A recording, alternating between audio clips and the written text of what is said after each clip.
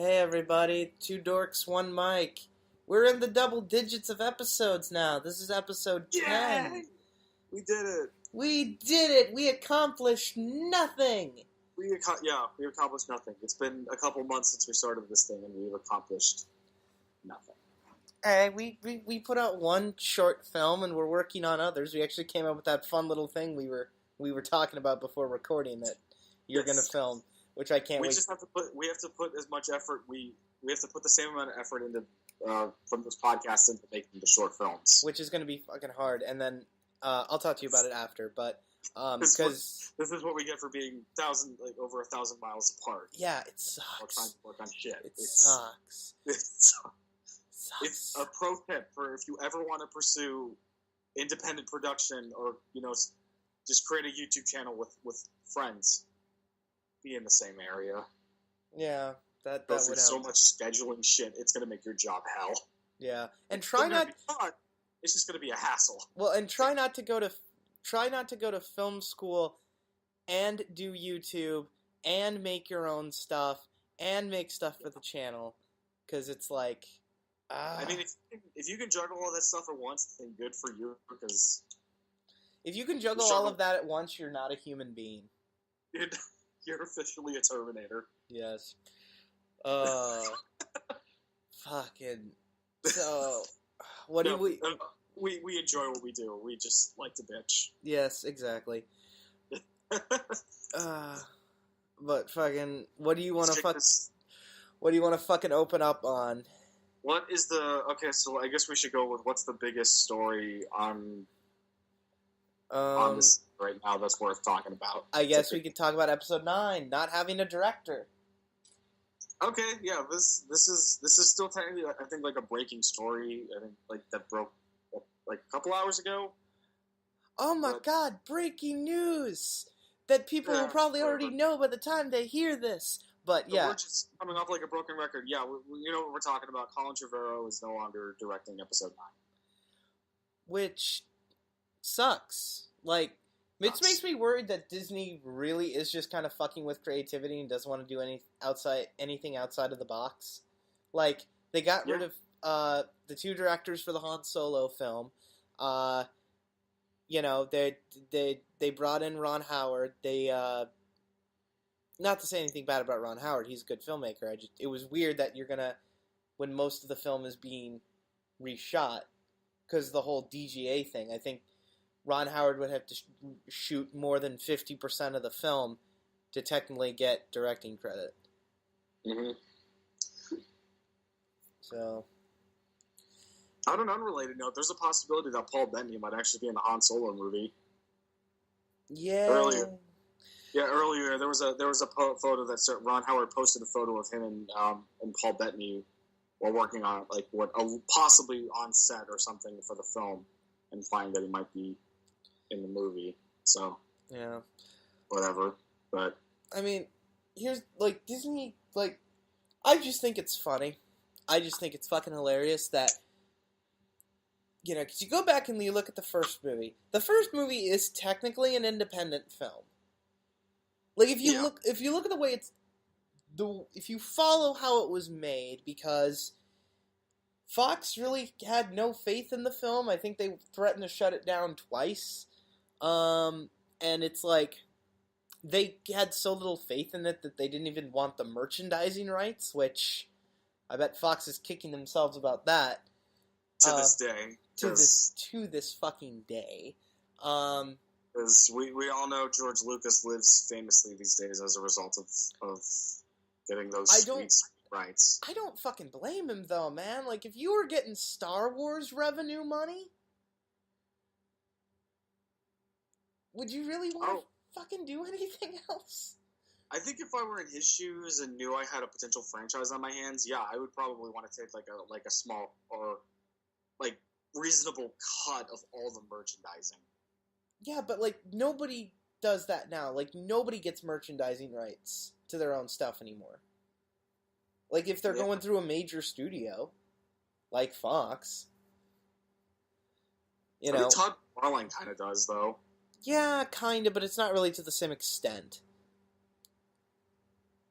I mean, hey, whatever bank he can make off of the brand, off of the extensive branding of Spawn. Right, but back to my point, I think it's funny that fucking Star Wars, which is this independent, technically, I know, it was released through Fox, but it was, this kind of smaller story that, like, was done through the art of a filmmaker who at that time was very indie and outside the box, is now, that franchise is now being controlled and manipulated by the money men to be... Not the money men that give absolutely zero fucks about your childhood. Well, it's not even that. They don't push creativity. Like, if you look at the original 3 films, they're all very different in terms of tone and scenery and battle and the inner turmoil of characters and the external conflict, except for the 2 Death Stars. But there was effort put into these movies. There was effort, and you could tell. And you could tell each film had its own different style, even with the director. George Lucas, Irvin Kershner, Richard Marquand, who did Jedi. They were all very differently. They were differently shot. They were differently. The performances were a little bit different. Like, they felt like the characters were progressing. And I'm worried that these new Star Wars are going to be, okay, let's check the box. Okay, Death Star, check. Hero on Sand Planet, check. It's just funny how we go from trilogy or set of films that has a lot of heart and effort and passion put into it to set of films that were made with no effort, heart, or passion that felt more like an obligation to a handful of stuff here and there that had a mixture of all of those things. Now we're stuck now we're in the present where it's all now just business. Well, yeah, and I'm sure there was effort put in these films. I'm so sure, Rian Johnson and J.J. Abrams gave a crap about the filmmaking. But what I'm worried about is the thing where they're like... Because there's rumors that there's going to be another fucking Death Star in Last Jedi. Oh, Jesus Christ. I swear to fucking God. I'm sick of the fucking Death Star. And it's like, oh, it was Starkiller. It's a fucking Death Star. No, it's almost like... It's literally like it's being pulled out of an ass. Like... Yeah, like I just... Where the fuck is this... Like, how does that make sense within the context of your narrative? Where the fuck does it come from? Yeah. I mean, in A New Hope and Return of the Jedi, it makes sense because the Empire was the status quo. Right. And by the time we get to The Force Awakens with the Starkiller, they're pretty much the tables had turned. They're now like an insurgency or whatever you want to call them, that's probably working on very minimal resources. Well, how the hell would they create something bigger and more powerful than the fucking Death Star with the resources they have available to them? It's literally like our villains just reached into the fucking ether and just pulled it out of the anus that is space. Well, and then I'm just like, I said, I don't want... So to have them have another one just is really starting to test my patience and my suspension of disbelief. Well, it's become a running joke. It's like, let's build another Death Star. I'm thinking of how it should have ended during their Force Awakens video. Yeah. How they aligned them to look like Mickey Mouse's fucking head. It's a fucking joke. Well, it's just a joke at this point. See, it's not the Death Star. It's bigger. And it's like the checklist that you mentioned earlier. It's like giant death weapon. Check. Yep. Stop it, you money-grubbing bastards. Well, and get creative. Well, you don't have to put in. You don't have to put in a Death Star in every single Star Wars movie. Empire is considered to be one of the best, if not, in still my opinion, the best Star Wars movie. And guess what? It doesn't have a Death Star. Nope. It's completely led by the plot and the characters, which it's led by the story. It's straightforward. Yeah, it's led by the story and the emotion of the characters. Like, you got to know these people beyond the conflicts they're currently being hit with. Exactly. You got to see you really got to understand Vader in Empire. Like, there isn't a lot going on with Vader in New Hope. He's just kind of the cool henchman guy. With less than less than 5 minutes of screen time. I think he had 10, maybe. No, it's less than 10 minutes of screen time in the entire 5 minutes. I was thinking of something else. Mm-hmm. Less than 10 minutes of screen time. It goes down as one of the most memorable villains of that time. But that was because of Empire. Because he, of the reveal that he's Luke's father, of the, of the emotion that he's feeling, of what he does to Han, how cunning and scary he is, that he catches Han Solo, that he freezes Han Solo, that, there's so much more interesting and intimidating things done with Vader's character in Empire, and there's so much more interesting character stuff. Like, you got to see the relationship bubble up between Han Solo and Princess Leia, and you gave a shit when we get past that awkward kiss. We don't fucking talk about that. Well, Family Guy made a joke out of it. Oh yeah, they did, and that was fucking hilarious. I love that. I fucking love that. Mississippi of the galaxy. Yeah, fucking. But no, it's just fucking. But like I said, the strength of, and this may be an unpopular opinion. I think the first, the New Hope, I think is the weakest out of the original trilogy, in my opinion. It's not bad, and it is a groundbreaking film and really has really likable, memorable characters. But Empire had more emotional stuff going on, and Jedi was the payoff to everything we've been building towards. That was set up in Empire. Empire is a terrible film without Jedi, because Jedi is the payoff. Yeah. It's the big epic conclusion that everything's been building up to. Exactly. And then and it delivers.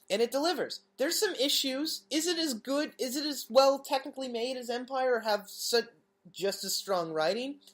No. But it's still a damn good movie. Yeah. And but here's the thing. What made the original trilogy work as well was that there was a finality to it. Like, if you watch the original trilogy on its own, there's a finality. This is the end. And that's what makes it special. If it keeps going and going and going and going like Disney wants it to, nobody's going to care. There's no investment. You can't get invested if you know... And this is my problem with some of the MCU movies, is that they don't end. Like, there's no finality. It's just tune in next time, and it's like, Well, that's kind of different now, considering that for a long time for the MCU, you're right. There really didn't seem to be an end to it, but hopefully we are getting some glimmer of hope that there is going to be a conclusion to all of this. Well, okay, Infinity War will probably be the conclusion for Iron Man, Thor. Generation is what I was going to get to. The what? Is going to be the conclusion of this generation. Right. Of heroes and characters and whatnot, so we can kind of like what Star Wars is trying to do now and be sort of a new generation of things. But hopefully, unlike Star Wars, they can actually, strive to be fresh. Yeah. Not that I'm saying The Force Awakens is a bad film, but again, I'm pretty sure I said it before in the past, but I'm one of those people that thinks that as a film, technically, I respect it, but as a fan of the franchise, as a fan of the series, I thought it was an exceptional, okay film. What? Rogue One? No, The Force Awakens. Oh, Force Awakens. Because I say this from a place, from a place within this husk I have called a heart, that it's on a technical level, it's a really well made film. I respect it, but it could have been approached so differently that would have made it stand out on its own merit. Well, the stuff, not to interrupt you, but the stuff that I really latched onto was the new stuff, like Finn. Yeah. Finn was my favorite character in that movie, because he was different. He wasn't destined great character on the Sand Planet. He wasn't this awesome ace pilot. He was a stormtrooper. That was cool. We haven't seen that character before. And him being kind of nervous, and like when he's taking Poe to the ship, he's like, "All right, remain calm. Remain calm. I am calm. I'm talking to myself." He was that, he was the audience. And he was genuinely, he was a good guy. He made mistakes. Should he have told Rey he wasn't with the Resistance? Yeah, but she was really pretty. He was. We can't blame him for that. No, he's just a guy. He's a guy. He's and the little moment, like, I don't know if you ever noticed this, but after they get hit, when they're running from the TIE fighters and like they get thrown up in the air, Rey goes to check on him, and when he wakes up, his first response is, "Are you okay?" Mm-hmm. Just that little moment that shows that he really cares for this person, because this is like his first real friend. There's that little moment, like, I don't know. With the exception of Poe. Well, I mean, him and Poe are great together. I love them together. They're fantastic. The chemistry between those two characters is inseparable. I love it. Or just like that first scene, you buy their friendship, where it's just like totally. So yeah, I say it from a place otherwise called love, that there's a lot of things it could have done differently to stand out on as well. Not to say that it didn't. It did a good deal of new, fresh stuff to make it its own thing. But there's so much rehashed material. Well, I was okay with that in this movie. If they keep repeating the same shtick again and again, Force Awakens is going to be worse in my eyes, because Force Awakens felt like a person who had been in a coma since like 1983, and not saying that the prequels were bad, they were, but and fuck you if you like those prequels. Don't believe us. I'm sorry, but fuck you if you like those prequels. Those prequels are fucking terrible. I said it. Go to Red Letter Media if you don't believe us. Yeah, I respect George as a filmmaker, but fuck those prequels. But it felt like the franchise needed safer ground to kind of, because if they had done the like really whole new stuff, I feel like Disney would have felt it would have been riskier. So kind of bringing it back to basics, I'm like, okay, I don't like it, but I can understand it. So, and then also coming from the person, I think, honestly, this is going to sound weird, but I honestly didn't even like Rogue One. I didn't either. I think I was the only... We need to do a commentary on that film. Oh shit! I have it. I have it in my collection. You want to do that tonight, and I'll fucking rent it, and we can talk about how fucking terrible. Actually, wait, do you have Netflix? I do. Oh shit! It's on Netflix. Oh sweet, awesome. But fucking, I fucking can't. Sidetracked here while we're recording.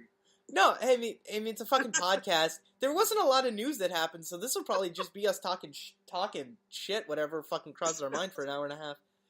But I think this has already been like 10 minutes of just talking about. Oh no, it's been like it's 20 minutes. We've been talking for 20 minutes. Star Wars, but yeah, I think I guess like the last Jedi needs to bring some freshness to the table, please. I'm hoping that the rumors are true that Benicio del Toro is playing General Thrawn? Have you read the books? No. Oh, Thrawn's such a badass. He's got blue skin, red eyes. He's like a tactical genius. This guy's so fucking good that the Empire, the Empire, quote unquote, hates aliens. They hate other species, but he's so fucking good that they let him be fucking a general, commanding shit.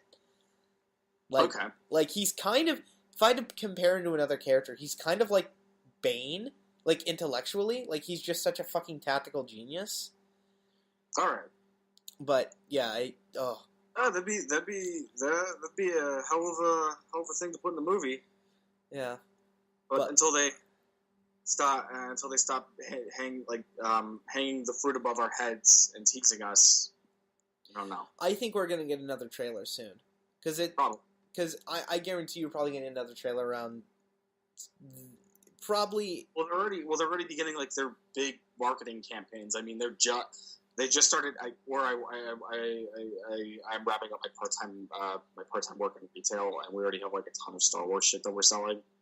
Yeah. Like, oh god, this movie's getting hyped, and it's still technically the summer. Yeah, well, I mean, it's Star Wars. We're starting the holiday season, and we're already like, hey, Star Wars is coming, get ready for that. Yep. It's only a matter of time before you see your kids running around in those cheap costumes and yeah.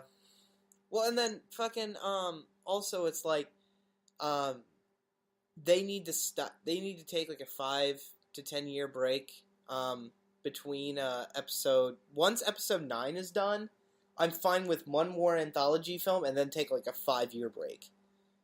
'Cause just chill out, let it sit, let it simmer. Well, yeah, let's hope they get like all of the big stuff out of their system with this current stuff. Because let's see, we're getting a film every year. We're getting video games out the wazoo every year. The TV stuff, Rebels is still I think they just debuted the trailer for their newest season. Is that going to be the final season? Because I haven't watched any of Rebels, so I still have to watch it. I still need to sit down and finish watching the Clone Wars because I never did that. I'd have to start watching Rebels because people tell me it's really good.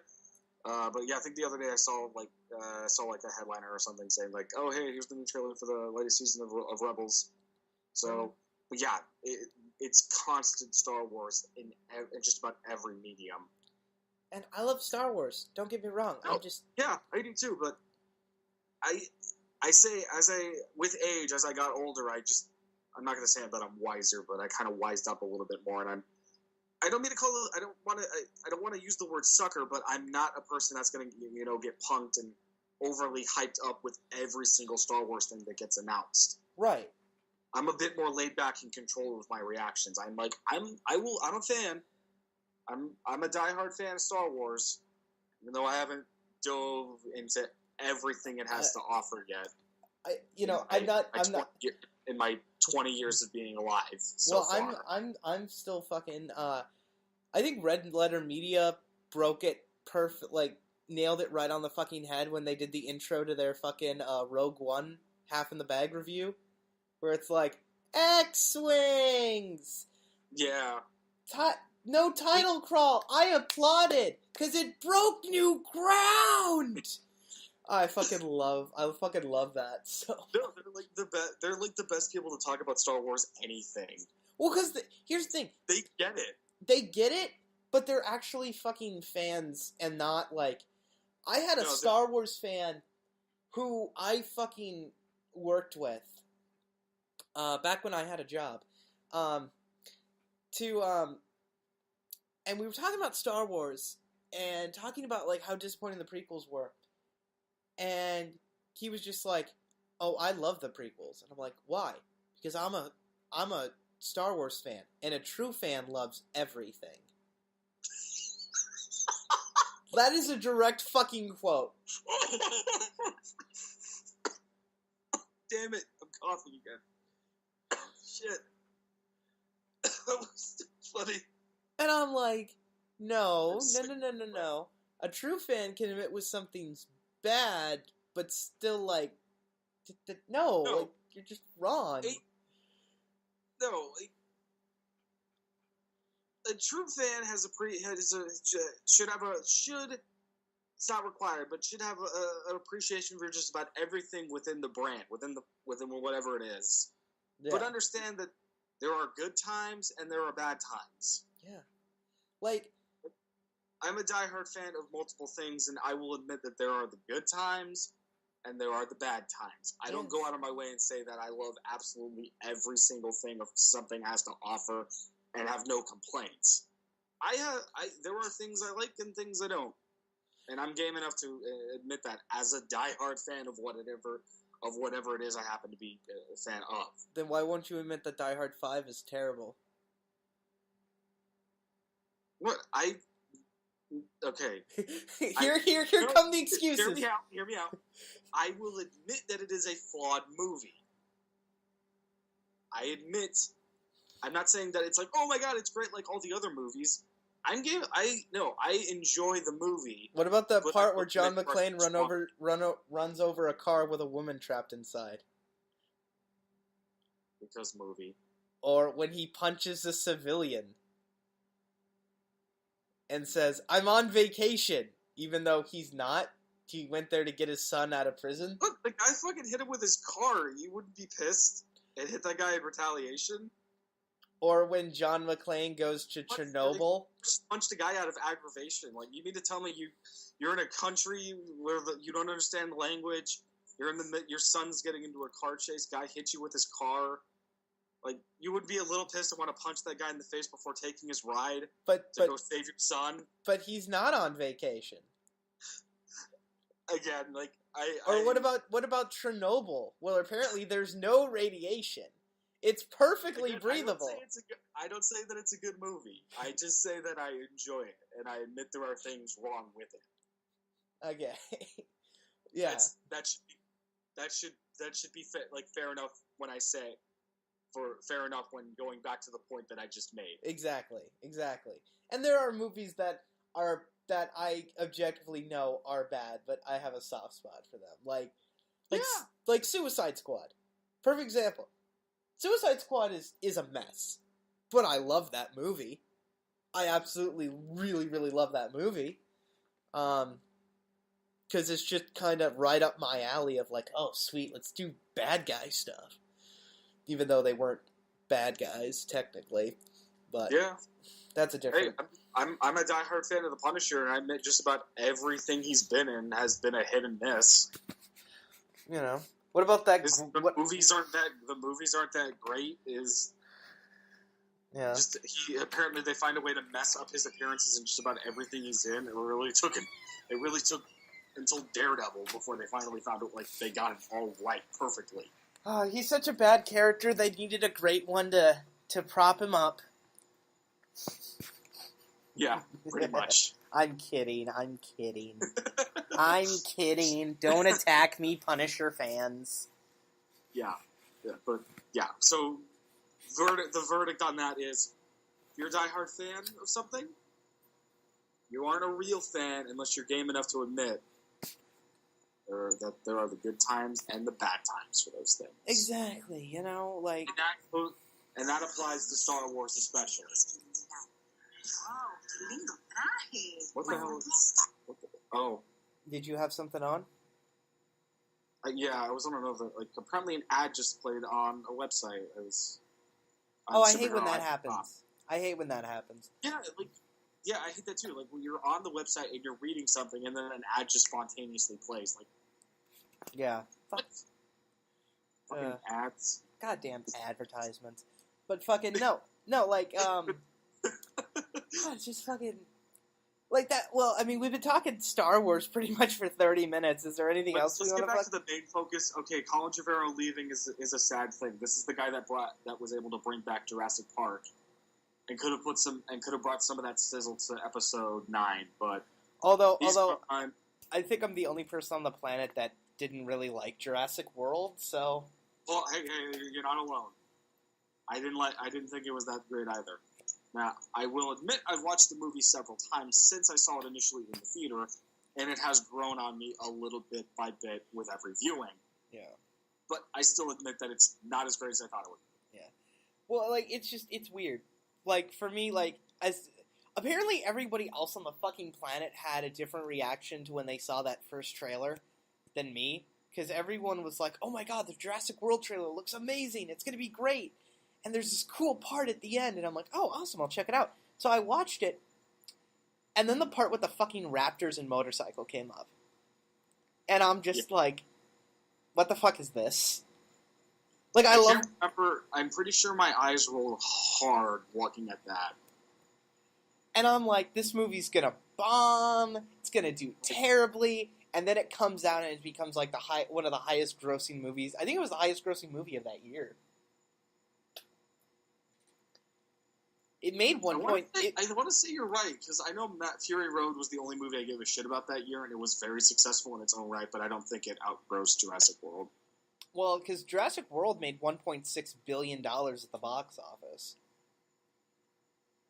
Yeah, Fury Road only made, like, I think maybe like less than twice its budget. Yeah. It made waves, and it was more of a critical success than a financial success. Well, because it went successful. Because it went up back and a little bit of extra profit there. Well, because it went against the giant blockbuster juggernaut of Pitch Perfect 2. Oh dear God! Oh, look. That is still hard. I'm not surprised, but it's hard to believe that Mad Max Fury Road lost to Pitch Perfect 2 at the box office. Hey, let's just marvel at the fact that an old franchise like Mad Max still holds up today. Yeah. And that it's the kickoff of a warranted new franchise of movies. Exactly. That aren't coming out every fucking year. Yeah. I don't even think they've started shooting Mad Max Fury Road 2 or Wasteland, whatever they're calling it. No, Mad Max: The Wasteland is just a placeholder title. The next film currently has no official title yet. Is currently being developed, but George Miller has gone on record and said that he will direct the like this is still his thing. Mm-hmm. Making these movies is still very much his thing. He's not passing the torch on to anybody else. Nobody else is gonna. This is still his show. Right. But he's made it explicitly clear that he is still a filmmaker that wants to, adventure into other areas. So before he gets on the horse and makes the next movie, he's working on a smaller scale project in between. Which, great. Fine. And that's going to be the situation from that point forward. Hey, take your time, man. We fucking... The guy's an old man, and he's made a lot of movies post Beyond Thunderdome. Well, and I done pretty well. If I ever meet George Miller, I just want to be like, "You're amazing. You're a great filmmaker. Don't you dare die on us." Yeah. Don't you dare. I would be willing to use future, the profits of a promising career in film to keep this man alive. Yes. Just so we can keep making those movies. We'll give Or maybe work under his wing for like one or two of those films and if he does kick the bucket, hopefully he keeps me in mind to help the franchise. I need you, like Tom Hardy was the successor to Mel Gibson. I need you to carry this ship forward. But say it in his actual voice, because Satan will give you Michael Bay and Uwe Boll and no. If you let us keep George Miller for another 50 years. Oh yeah, definitely that. I thought you were implying that we would actually give the franchise to those fuckers. No way. No. No, we will. Yeah, we will develop the science to suck the life out of those bastards to keep you alive for another 70. Yes, exactly. Fucking. But yeah. You could take whatever charisma and essence that's somehow keeping Michael Bay alive, and you can just take the bastardness that is Uwe Boll and keep you alive. We'll do it, hands down, no arguments. No fucking arguments. I mean, I'm sure you hate Uwe Boll more than me with how many video game movies he's made. Well, the reason I don't like It's not the fact that he's an asshole. It's the fact that he's an honest asshole that got away with making shitty movies for years. Well, yeah. He's the guy that single-handedly put a bad reputation on video game movies, and he's also the guy that single-handedly just... Yeah. That single-handedly made some of the worst movies ever made. Intentionally. Yeah. Like, we're not talking about a guy who wanted to make video game movies and put effort into them. We're not talking about an Ed Wood here. We're talking about a guy that spent the majority of his career intentionally taking beloved franchises, underrated or popular, and fucking making terrible movies just to make money. Yeah. Just to exploit his home government for the tax exemptions. Yep. To double his profits so he could spend little money on making actual movies and then triple his return investment after it was all done. Well, and then fucking like one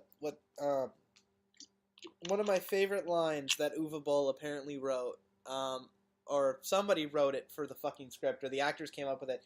Did you ever see House of the Dead? Thankfully, no. Oh, there's a great moment where know everything of its terribleness. Well, the mad science, like the guy has one of the kids like tied up or whatever, and he's like, you're experimenting on them to make yourself immortal. Why? And he goes, to live forever.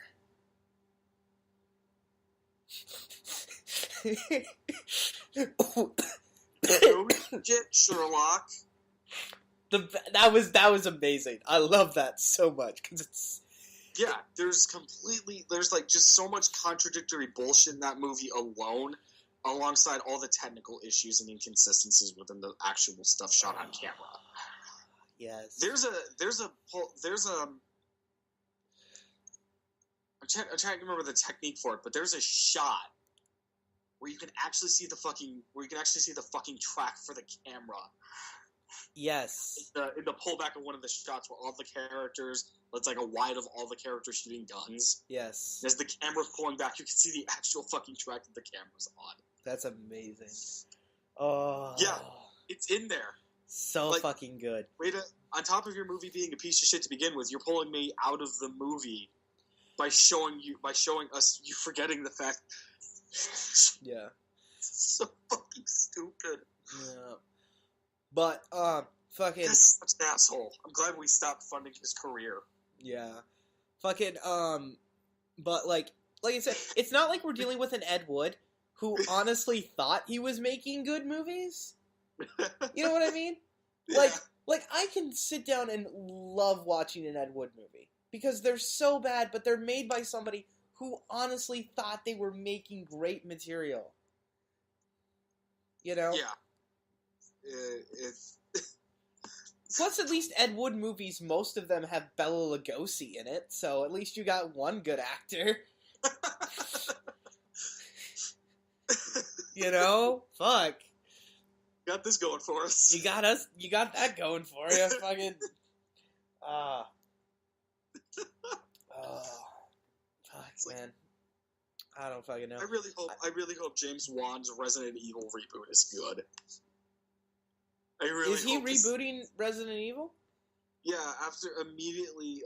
Well, this wasn't immediate, but back right around the 5th movie was in production, or Sony announced plans to reboot the franchise following the end of the series. Yeah. So that had been in the pipeline for a couple of years now. But yeah, after the final chapter ran its course, they announced that they are doing a reboot, a more horror-centric themed reboot, and it's being made by James Wan. Ooh. So, as a diehard Resident Evil fan, as a big fan of the movies, the live-action ones, the CG ones, more specifically, because those are actually canon, I hope they actually, hit the mark with trying to, make a movie that caters to fans more than Paul W.S. Anderson's movies did. I've only seen one Resident Evil movie. I don't even know which one it was. It's the one. There's the scene at the end, I think, with the guy with the sunglasses who talks like he had his jaw wired shut, and he's like, "Arr, arr, arr." And then like glass falls from the ceiling at one point, and like Alice like kicks it at a dog, and the dog gets like cut in half. That's the fourth one. Okay. That's Afterlife. Okay. And that jaw, you're talking about series' favorite villain, Albert Wesker, right there. Well, I couldn't understand a fucking word that guy was saying. He was like, "Welcome to." Wow, that's like a first. I thought Sean Roberts did an excellent job as Albert Wesker. They took him right out of the video games and put him in a movie. I'm like, oh, that's so awesome, and he played him so perfectly. For a guy that, to my knowledge, has not a whole lot of credits. If you ever wonder who Sean Roberts is, he's the dude that wrote Kisses at the first scene of X-Men. He wrote what? Yeah, if you ever wonder, like, who the hell is Sean Roberts? Watch the first scene of X-Men. That's Rogue's boyfriend at the beginning of the movie. Oh. When she discovers her powers. Oh. Yep. That's Sean Roberts. Huh. Back in the day.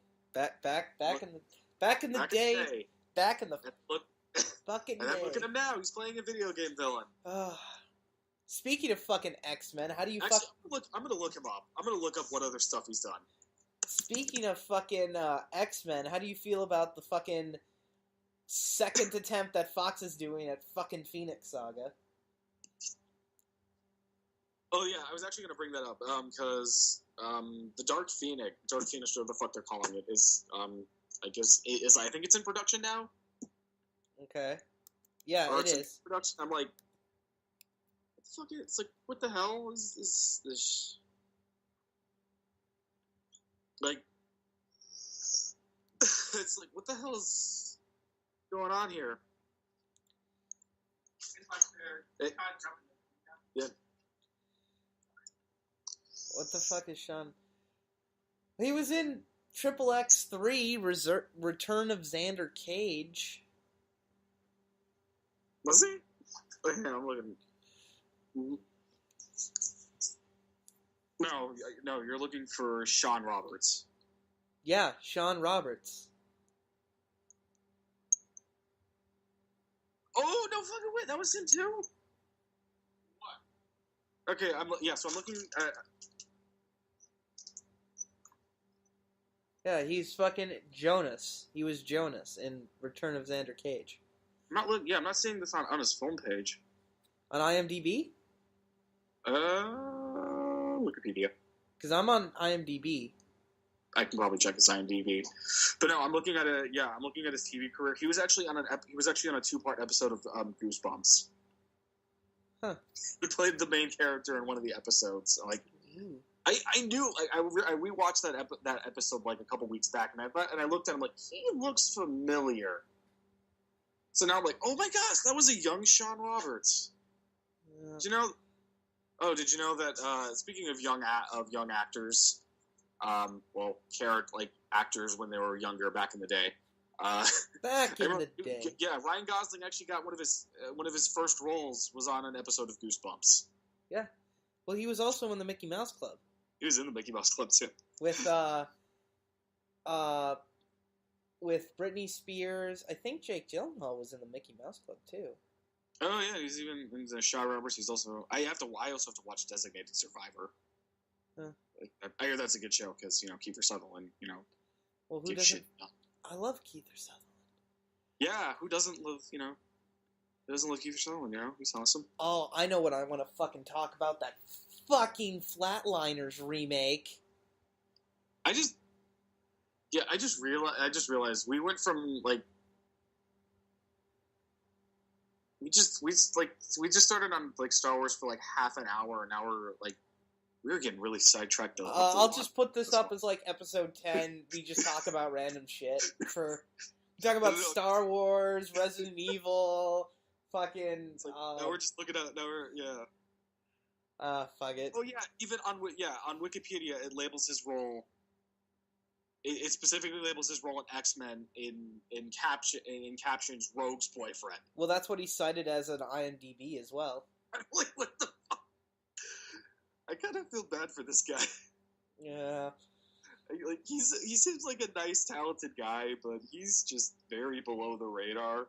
Yeah. Like, hey, Sean Roberts, if you somehow are listening out there, I don't think you are, but if you're somehow listening out there, I want to work with you. You seem like a cool dude. I want to work with you. And I loved you as Albert Wesker in the Resident Evil movies. I couldn't understand a fucking word you were saying or understand what the hell you were talking about. Let's make a movie together, Sean. Let's do this. Fucking do this. Let's make a movie together, damn it. You seem like a cool dude. Cool fucking dude.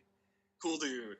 Yeah, fucking. But I want to talk about this fucking Flatliners remake because fuck right. That movie. Sorry, Sean. We have to get back to the brass tacks. We have to complain about stuff. Fuck that Flatliners trailer. Fuck that movie. Fuck the studio. Fuck the director. Fuck the writer. Fuck the cast. Fuck everybody that isn't Kiefer Sutherland or Ellen Page. Yeah. Pretty much. That fucking Flatliners did not need to be remade. Not to mention, the movie goes into like fucking unintentional fucking comedy, or at least the trailer does. Because in the original movie, it's been a while since I've seen it, but I remember they didn't go under for longer than like 5 minutes, I think, was the limit.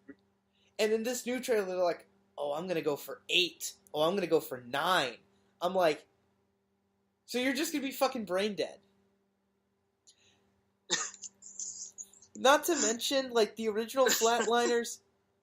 Flatliners wasn't really a horror movie. It was about the characters, like, actually having to confront their terrible things that they did and kind of have to come to terms with it.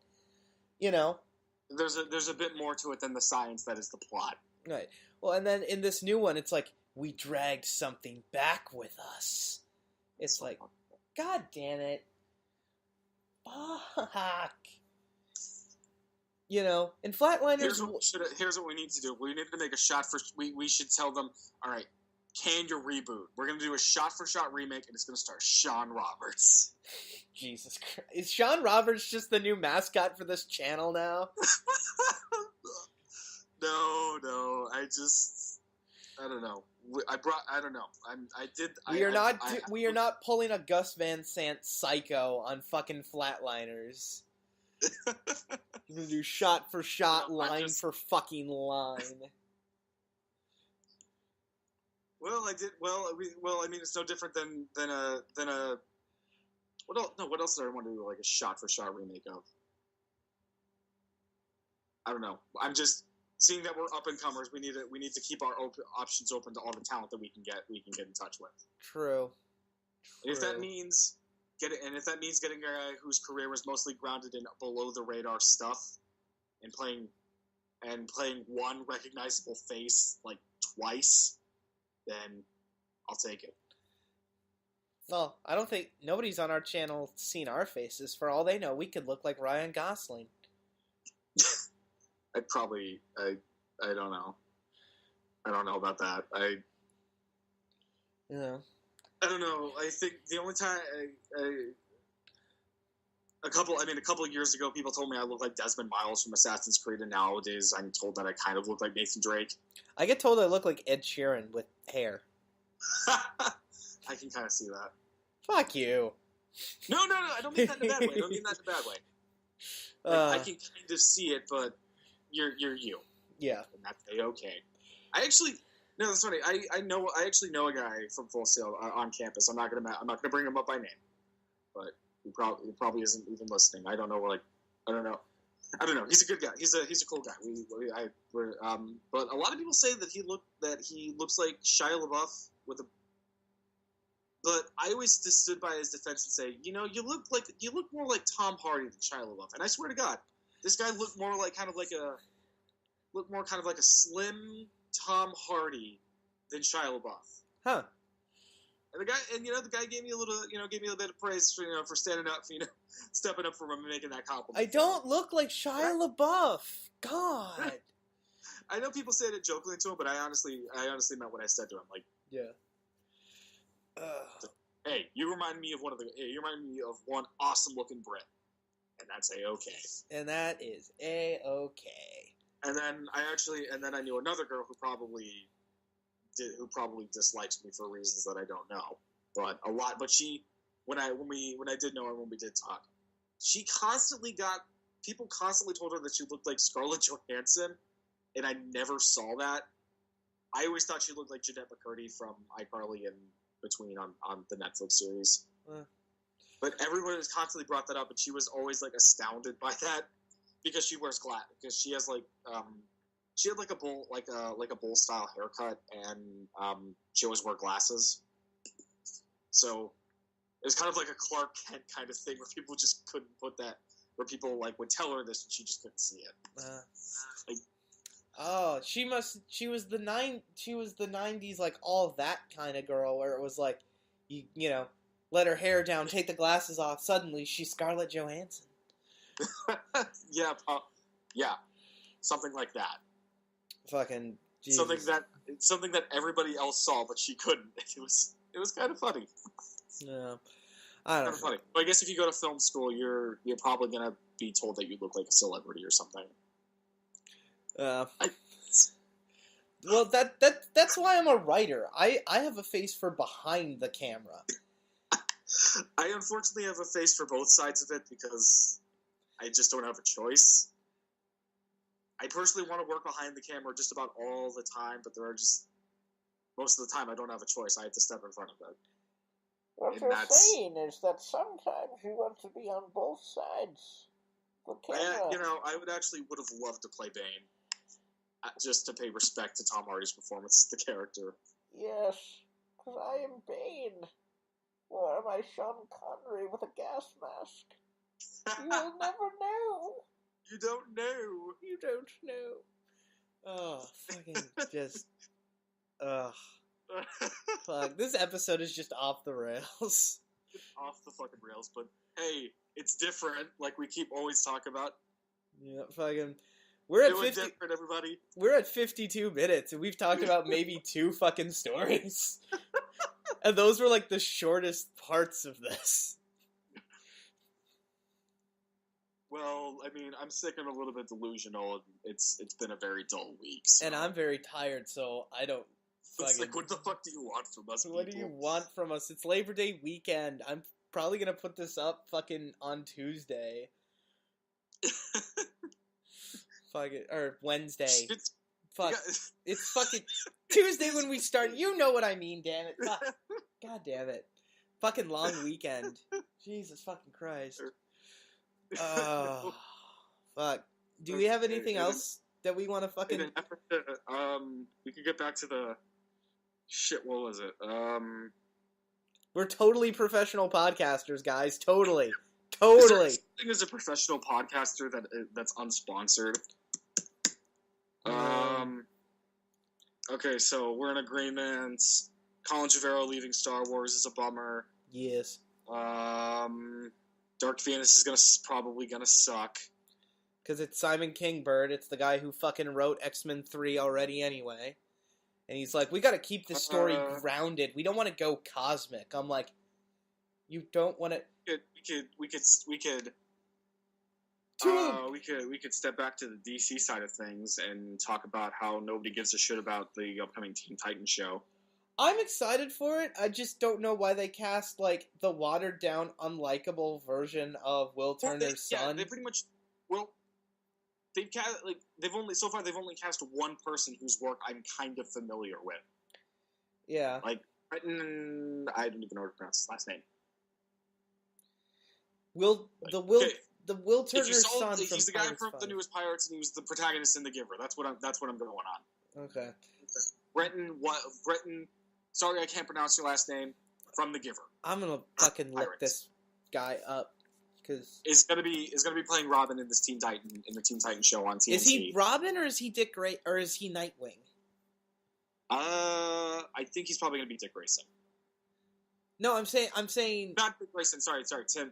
He's gonna be Tim. Is he gonna be Tim? Because I thought he was Dick. Oh wait, hold on.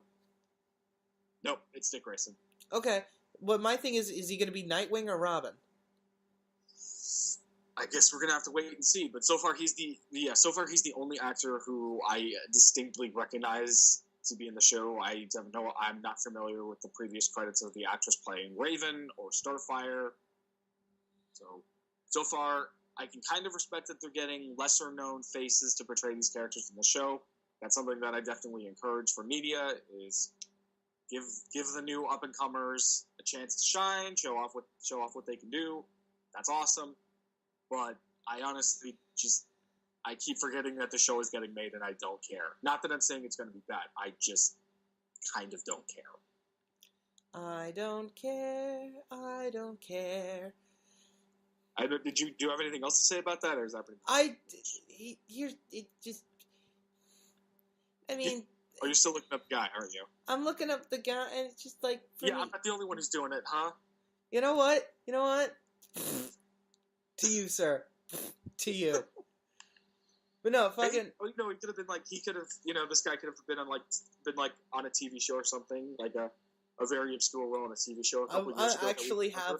I have the show pulled up on IMDb right now, sir, and thank you very much. And they have a picture on the IMDb of what I think is the Photoshop version of him in the Dick Grayson costume, in the Nightwing costume. So, again, I say to you, sir. Oh no, I'm just teasing you a little bit. I know. So, on top of Sean Roberts, we could probably pick this guy up too. A group of superhero sidekicks form a team to defeat their enemies. How cool would it be if they were able to get Ron Perlman to be in the show as Slade? That would be awesome. Be fucking sweet. What's he fucking doing nowadays, anyway? Appearing in the occasional movie and enjoying the fact that he's a very old man who is probably never going to die. Oh, he's fucking almost 70. Yeah, I know. And to think it was just like practically still like a couple of years ago that he played Hellboy. Yeah. Well, that was kind of the right age for him to play Hellboy. Yeah, I know. What? I got a thing. Are you still doing the thing? Because I got something. Well, what do you got? We can talk about how Ed Skrein dropped out of the Hellboy reboot after all the whitewashing controversy. Yay! Nay! I mean, here's my thing. It's yay if the studio learns their lesson and actually just casts a Japanese actor. It's whatever if they just get another fucking white guy to play it, because it's the same fucking problem. Here's my stance on this. I kind of feel bad for Ed Skrein literally dropping out because of peer pressure, like out of pressure. Everyone was giving him shit. Like, yeah, you're whitewashing, but like, this isn't the only example of this shit happening. Well, this is shit that's been going on for years, and now you want to voice a complaint? Yeah. Like, what the fuck? What took you so long? What took you so long, people? Yeah. One guy is appearing is what's probably going to be an obscure reboot, and you want to talk shit now? Like, so I feel bad for him getting shit over this, but at the same time, I have to say that that it's kind of a relief. Hopefully, like you said, that a lesson is learned here, and they cast the right person for this. You know, I feel bad for the guy. You know what? You know what would be an interesting experiment in this whole thing of like casting different races, not getting the race appropriate actor for the role. How would people react if they cast how would they feel if they cast like a fucking like an Asian as Blade?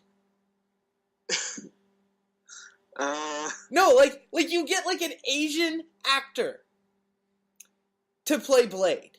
Like, what would the reaction to that be? Would they complain, or like? I honestly don't know. that would be... I'm so, like, I guess I'm so adjusted to the way things are presently that something taboo like that would just... I wouldn't know how to react. Because it'd be like... It's not whitewashing. It's still a minority character. But it's like such a taboo idea. I just don't know what I'd do about that. That would be weird, right? Yeah, it would be. But who knows? Maybe it could surprise us, and we'd be like, you know what? I feel kind of bad for having my doubts. No, I'm just saying that would be so weird. That would be like, what would the internet do? Like, what would probably collect like in impressive feats would all collectively be like there would just be like a large moment of silence because nobody anywhere knows what to do about it. Yeah, it'd be like, what? It'd be appalling. What do you mean, like appalling? Like bad? No, use the wrong word for that. It'd just be a shocker, and we just wouldn't know what to do. Yeah, it'd be like, you know. Oh, I don't know if we talked about this last episode, but I mean, this is kind of older news, but like, since we're kind of going off the rails anyway, how do you feel about a female Doctor Who?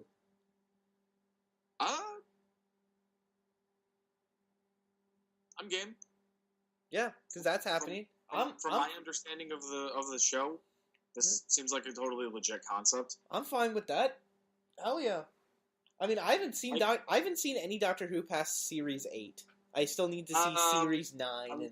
At the request of a former friend a couple of years ago, on a recommendation, I started watching the 2005 series. Yeah. Yeah. I watched the first episode of that. I haven't watched it since, but I thought, hey, this is actually pretty good. I can understand. You gotta get through the first couple episodes, because did you notice that the sound quality was bad in the first episode? No. Okay. Maybe that was just my... It seemed alright to me, and I thought, like, hey, this is actually pretty good. I enjoy this. I can understand why... I now understand this, like, because I was kind of... Because the people that I kind of hung around with in high school, I was kind of a bit of an outcast because a lot of them were big Doctor Who fans, and I never understood the show because I never watched it. So I didn't understand all the hype, but it took that one episode for me to understand all of it. Like, hey, this is actually... I understand why this is, like, this is so cool with people. Yep. So yeah, and from my understanding of the material, this seems like a legit concept, like a legit change. Yeah. And I'm completely fine with it. Yeah, go for it, man. Have fun. It's not like trying to catch up with the times or anything. This seems like something that totally fits within context. Right. Well, like... And that's okay. Well, like I said, it's that thing of, because I was pretty. It's not like I was impressed. I was just pleasantly surprised that. Yeah. It was a pleasant surprise. Let's not make a big deal out of it. It's just fucking, it's interesting. It's interesting the internet's reaction to that, because I saw. Was there a negative reaction to this? There were some people upset about it. Like, I don't think it was as bad as like some people thought it was going to be, which thank God. But there was one comment chain I thought was hilarious, because it was a guy complaining, and it was like, "Oh, you can't have a female doctor," like, and going through like all of this stuff and everything. And then the comment below it made me just burst out laughing. And I know I'm going to hell for laughing at it, but the comment was, man, I've been able to follow Doctor Who on, parallel dimensions and aliens and all these other concepts, but a female doctor, that's the straw that broke the camel's back.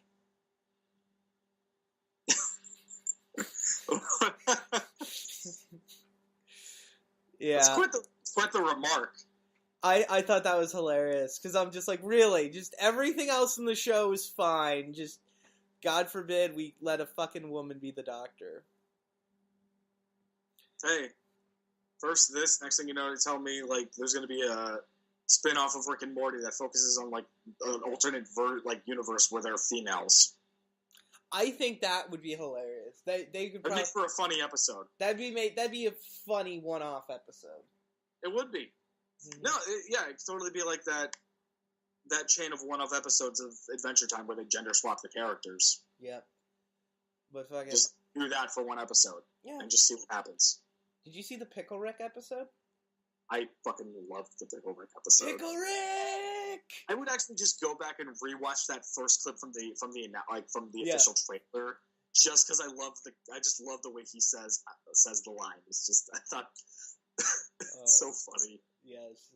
And then I just love, like, I especially love, that's like just how off the rails we're doing right now, but not nearly as like immense, like off the rails the episode goes. Yes. It just starts as like a little, like a funny little gag, just turns into a whole shit show of shenanigans. Like, just look at all the people, like all the things he killed in one day just because he turned himself into a fucking pickle. Exactly. Like, I'm sorry. That's more shenanigans in, like, a handful of episodes of Family Guy or American Dad. Well, and fucking, like, Rick and Morty knows how to do that stuff well, you know? Yeah. Like, Family Guy used to back in, like, season 1 and 2 and 3 and some of 4. Yeah. But fucking, It was crazy. Yeah. Oh! Did you see the Super Troopers teaser? Super Troopers 2? I did not. I know what's out there. Did you see the first Super Troopers? Nope. Oh, that's a movie you need to see. I love Super Troopers. I mean, it's funny. I just never watched it. God damn it, the next person who says shenanigans are gonna pistol whip across the face. Hey, Farva, what's the name of that place you like with all the mozzarella sticks and the goofy shit on the wall? Oh, you mean shenanigans? Ooh. He hands him the fucking gun. Oh, fucking love that. Oh, that's fun. Fucking love that movie. Fuck. You need to fucking come visit me and we'll fucking, get ready and watch the movie. Cause my Blu-ray copy of it has this, it comes with a drinking game. Like, you could turn the drinking game on, and it'll be like, it'll tell you, like, when to drink. It'll, like, actually keep score. Right, there's my birthday celebration in a nutshell. Fuck yeah! Fuck yeah! Oh, turning 21 is going to be fun. Not like I already haven't been drinking already, but at least Not now. that you haven't, because you're 20 years old and this is going on the internet. Well, I'm pretty sure I confessed to smoking weed on the regular in these videos. I think me confessing to drinking is not going to be Fuck it. They don't know our last names. Yeah, we'll when you come down, we'll get some pot and fucking drink and watch. As I don't discreetly type my Twitter handle into the description of the video when it's posted. Well, see, they don't know who I am, so I'm Mr. Mysterious Mysterio. Mr. Mysterious Man named Kyle. Yes, exactly. Out of potential millions and millions of people with the same fucking name. Yes. Fucking yes, because Kyle is such a man of mystery name. Ooh, exciting. Ooh. Fucking you know what I want to fucking know? How's the fucking What? Because I want to talk about Spider-Man Homecoming sequels for a minute, because fuck it, we're just jumping from topic to topic. I want to know, who do you think the villain's going to be in the second one? Either fan favorite Mysterio or Kraven the Hunter. I want Mysterio so bad, but here's my question. Because all of the movies are supposedly going to take place in high school. This trilogy is going to take place in high school. Which I like what they've been doing this whole time, but whatever. Yes. Although they couldn't really convincingly make Andrew Garfield, a 32-year-old, be a high school student. Hey, if Grease can get away with it, then any movie can. Yeah, but that was a musical, and it was a different time. I don't know, that's just the bar. Yeah, but fucking... I think that's the bar. If a movie like Grease can get away with it, then any movie set in a high school should be able to. 21 Jump Street can get away with it. Yeah, proceeds to make a high school movie that casts 30 to 40-year-old actors with extensive makeup and digital touch-ups to A couple of years ago, I could have passed for a high school student, though, because I got a young fucking face is the problem. My problem is I never really passed off for a high schooler because in my early to teens, as I was growing facial hair, everybody thought I was in my 20s. Mm-hmm. Never met a single person that actually just, like, outside of school, like, the exception of outside of, in school, everybody just assumed when they met me I was in my 20s. I fucking, dude, like, I can't tell you, after I turned 21, going back a couple of years now, how many fucking times I got carded at the bar and the police were called because the bartender thought the ID was fake. I shit you not, that happened on my 21st birthday.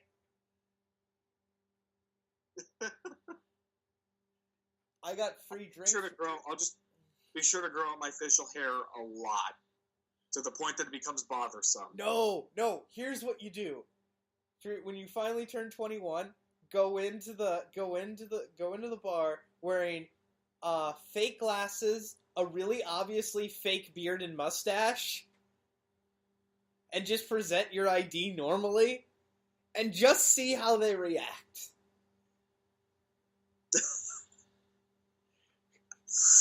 Well, I'll be in Colorado during that time, so I'll still have my Michigan license. So yeah, there's a. Oh, maybe I'll be like McLovin from Superbad, and they'll just assume like the cops coming in. I feel so bad for that actor because he's always going to be known as McLovin. Oh no, I'm always going to remember him as that as real life Christopher. What the Mint's his name? Just call him McLovin. Everybody fucking calls him McLovin. No, I will always remember him as Voss Montenegro's mainstream victim. Because back in 2012, when they were doing the marketing for Far Cry 3, they did this meta promotional stunt where they actually got that actor to do a sort of makeshift documentary of the Rook Islands, which is the setting where the game takes place. Right. And he's actually abducted by the game's main villain and tortured in a series of videos that were then posted online. Oh. So, it was the actual actor portraying a parody of himself getting tortured by a video game villain. Like, he was buried, like, they had him buried up to his neck in sand. And Voss would basically just, in every video, would do something, would put him to some kind of torture. Like, in one video, he put firecrackers around his neck, like around his head, and put a bucket on his head. And then that, like, knocked him out, so then he used, like, a car battery to, like, get it, like, and tased his head to wake him up. And then in another one, he, like, put, like a glass bowl over his head with a spider in it. And, like, just tortured him in a bunch of different ways and basically just made fun of him in his movies. And it was really funny. Oh, that's awesome. And then it's implied at the end of it he's killed. And you can actually find him in the game. You can actually go to the location where the videos take place in the game and find him there. Dead. Oh. Sand. And you get an achievement. So I thought it was a really funny way to market the game, so I'm always going to remember him from that. Okay. Not as poor virginal teen McLovin. McLovin! That's fucking... I don't fucking know. But, any, wait, here's the other big story we forgot to talk about. Let's get back, let's keep harping on the big horse that is the Ben Affleck bullshit with Batman. Fucking god damn it, every fucking week it feels like. Every other week this shit keeps happening and it's starting to get... No, it was annoying from the start, but it's just getting more frustrating. Well, it's these fucking... I'm gonna call out these fucking Collider... Fucking... It's fucking clickbait at this point. Fucking Collider, bullshit, fucking John Campea, fucking... Any excuse to misinterpret official words as any indicator that Ben Affleck is getting the fuck out of the DCEU. Listen, people. We've said it once. We said it twice. We said it a whole bunch of other times. Let's get this straight. Ben Affleck is going nowhere. The Batman is still happening. No. It is still part of the DCEU. You know where Ben Affleck is going? It is still a collaborative effort between all the forces working on this project. You know where Ben Affleck is going? He's going to the gym to work out for the fucking Batman.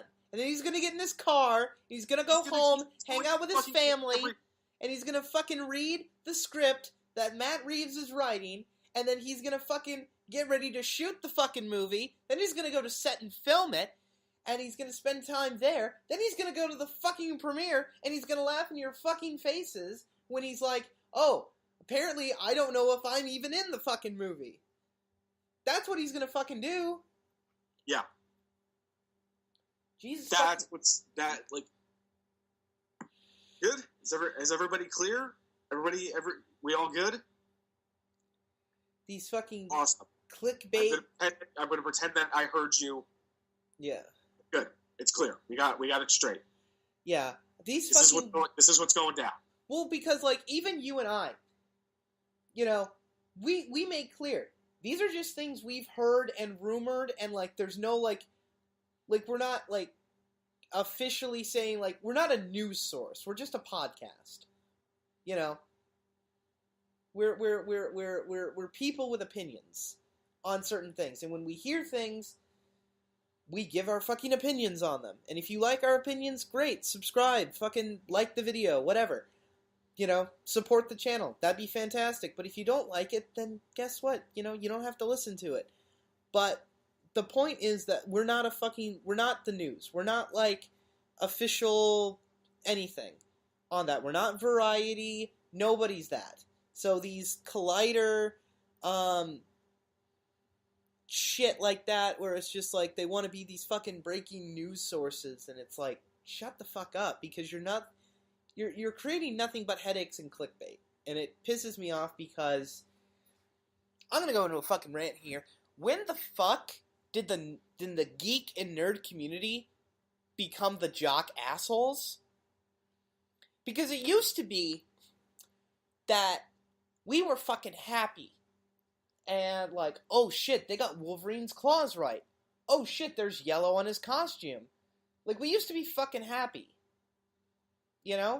And used to be this kind of cool thing. But now you get all these fucking people who show up and are like, oh shit, being a geek's cool now?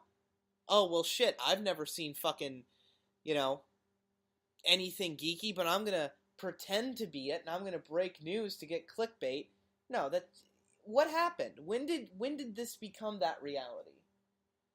Yeah. It's just damn disrespectful what's going on here. It's just we're not giving Ben Affleck enough credit here. Well, here's the thing. We can't say with 100% certainty, even though I just said it. We do not know 100% if Ben Affleck is going to stay on. There has been no official statement from Warner Brothers or on behalf of Ben Affleck, except for the thing of when he went to Comic-Con and said, being Batman in any fucking universe is the coolest thing ever. Yeah. And Matt Reeves has said Ben Affleck is still my Batman. Okay, there has been no official statement either way, so we can't say with 100% certainty whether he's 100%. We can only go off the misinterpreted word of the collective forces working on this project. And that's what we do on this podcast. We talk about what's happening and give our opinion on it. But these people who state, well, this is 100% fact, this is 100% fact, bullshit. It's fucking bullshit. It's bullshit. It's bullshit.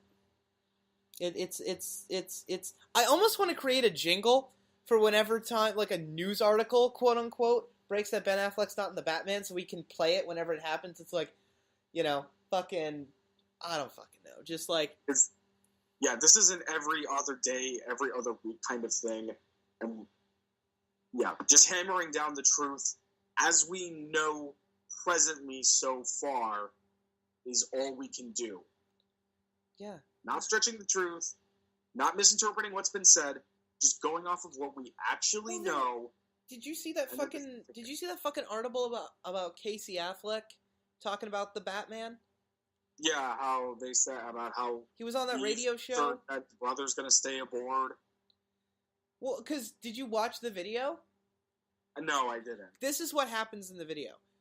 They go, oh man, hey Casey, sorry to bring this up, but there's been rumors in the thing. I mean, do you know if if your brother Ben's gonna stay on and be Batman? And Casey's just like, I don't know. He'll probably won't do it, but And then they laugh, and he's like, I'm just kind of joking. He doesn't really talk to me about that stuff. That was the conversation. He said in the thing, I'm joking. I don't know. He doesn't really talk to me about it. And it became a fucking news story. Yeah, and then people blew it out of proportion and misinterpreted it as fact. Yeah. As in, he's 100% sure that this is what's going. Again, this is bending the truth with what actually happened. Yeah. But he said it was in a playful manner. Yeah. Being misconstrued like this, it's just fucking. I don't fucking know. It's fucking bullshit is what it fucking is. It's annoying. We need to stop this. We as people can do better than this. Yeah. Well, these fucking people who think they're fucking journalists, Hey, journalism in print isn't dead. You just need to find a better way to reach your demographic, to reach your people. Well, those people aren't journalists. They're not reporters. They're not, these breaking news things. That's not what they are. They're fucking internet celebrities. Internet celebrities come and go fucking faster than anything. So, I mean, You and I don't do this to hope to get internet celebrity. We do this because it's fun. If anything, I could go on for minutes about why I don't want to be famous. Yeah. I'd rather let my work be the mark than me be the face of it. Yeah. I'd rather do that. But fucking. But if I get some recognition and credit, sure, I'll take it. But I'm not. We don't do this podcast hoping for like tens of thousands of views. I mean, I think the most views we've ever gotten on one of these podcasts is like 28. I don't even think we've broken 30, and I'm fucking happy with that. I mean, I'm content with that. Yeah, I'm content with that. It means that what we enjoy to do, what we enjoy to do here, what we do here, is not only fun for us to do, but it's appreciated by others. Yeah, and it's just finding the time to. It's just finding the time to do it. Which is fucking. Do we want to talk about that? I know. Do we want to fucking talk about that Joker Leonardo DiCaprio rumor thing before we go? Because we're at an hour and 23 minutes. Let's go from one bullshit story to the next. To the next one. So this movie pretty much came out of thin air. It's blowing up. Yeah. What's there to say about it? I don't fucking want this movie, especially if it's not part of the DCEU. Leo's not gonna fucking play the Joker. He won't do it. Yeah, that's the gist of it. I totally agree. He's not gonna do it. Number one, I don't think he's right for the role. He's if you look at him, he's too stocky for it. Like, if you look at the other people who played the Joker, they're kind of, like, taller. Like, they're kind of big people. You know what I mean? Leo's very small in stature, or average in height, I should say. Yeah. He's not, or at least the way I see him in films. Well, like, I haven't stood next to him in person, but, and also, it's just, like, I don't see him taking the role. He's won his Oscar. He's gonna go do whatever the hell he wants. Why is he going to sign on to a... Not to say this is a thing that's above him, but I don't see him taking any kind of risk to make a project like this. Well, why would he? It's not something in his wheelhouse. It's not. It's just... Like, No disrespect to Jared Leto, who did a fine job in my opinion. Who still signed on for Suicide Squad 2 and the Harley Quinn movie. Yeah, regardless of what the masses have to say, I think kind of like, you know, we're not giving him enough credit and say, like, you know what, I have faith in this guy. Let's give the guy a fucking chance. Let him run his course and let him do more. Because I think the problem is that a lot of his scenes got cut in Suicide Squad. We don't get to see the full picture of what this guy can do in the role, so now when we get the possibility that somebody else could do it, we immediately want to jump to that. Yeah. Let's not do that, please. Well, this is the same fucking shit. I don't know if you were around for this. Did you hear about the fucking bullshit rumor, which is still my favorite bullshit rumor of the internet of all time, back in like 2009? Fucking there was a rumor that Robert Downey Jr. was going to play the Joker in a Heath Ledger Joker prequel. Do you remember that? I never heard about that. Oh, dude, that was a big rumor for a while. I remember that. Because I was just like, and this is after Iron Man and shit. I'm like, you're all fucking nuts. They're not going to make a fucking origin movie. This guy's getting top billing in every Marvel movie he's appearing in. You really think he's going to stoop to this? Well, this was in 2009, so this was really before the MCU was a fucking titan. So, but I don't have anything else to fucking talk about. If you want to fucking, oh no, I can.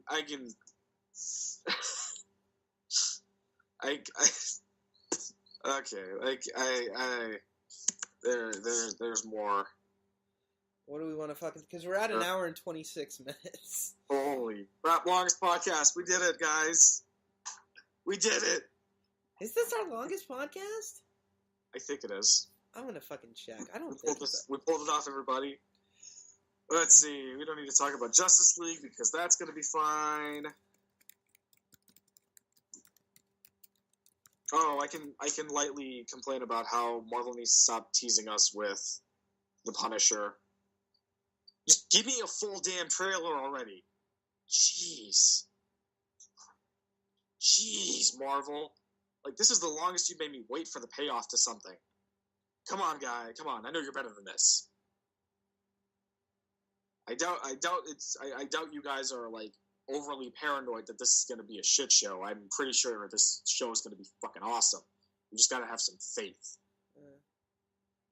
We all thought Daredevil was pretty much fucked after his first major film debut, but look, he was able to bounce back from that. So I'm pretty sure the Punisher could do the same thing. Yeah. After 3 failed attempts at a movie franchise. Yeah. Daredevil only had 1 movie blunder and was able to bounce back from it. The Punisher is bouncing back from 3 failed franchises. Yeah. Well, and it's just, you know. So, I'm confident the show is going to do very damn well. So, Marvel, stop teasing me with pictures and tidbits of information or the titles of the episodes. Just give me a fucking trailer and a release date, damn it. I mean, don't get me wrong, John Bernthal looks pretty good in these military fatigues. But yeah. I want to see the main event, damn it. Fucking, no, this is not our longest podcast. What was our longest? 1 hour and 50 minutes, and that was episode 2. Holy crap, that's going way back at this point. That's going back to May. That's going back to the beginning. We're still noobs at this, like we are now. Well, I mean, yeah, we're still fucking noobs. Oh shit! Huh? That's awesome. We got 7 subscribers. Yay! I'm not saying this sarcastically, but man, we gotta just start celebrating all the wins. Big and small. Big and fucking small. Big and fucking small. Man, it has really been a dry week. It is. I am reaching for whatever I can find here. Let's see. Everybody is blowing up about Destiny 2, which technically launched over about 2 hours ago. Yeah. I know PAX is this week, so there's a lot of gaming news coming out. Oh.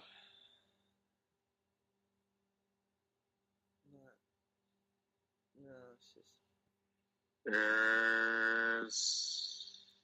Here's Johnny.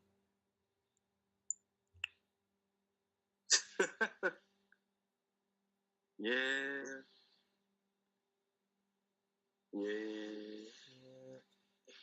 I don't have anything.